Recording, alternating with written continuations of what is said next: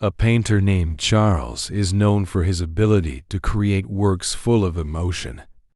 Every night, he locks himself in his studio, accompanied only by the dim light and mysterious sounds of the night world.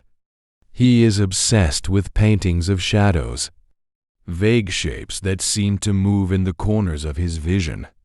One night, Charles finds an old canvas in the attic of his old house. No one knew where the canvas came from, but there seemed to be a strange energy flowing from it. Even though he felt uncomfortable, Charles decided to use canvas to paint. As soon as his brush touched the canvas, his hand moved of its own accord. He drew a figure he didn't recognize, namely a woman with jet-black eyes who stared intently at him. Night after night, the painting grew more and more. The woman's figure became more real. However, every time he stops painting, strange things start to happen. Objects in his house moved.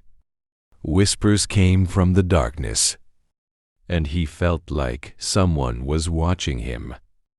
Gradually, Charles began to realize that the woman in the painting was not just a product of his imagination.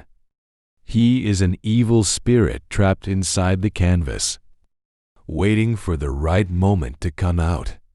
Charles tried to stop painting, but his hands couldn't seem to stop.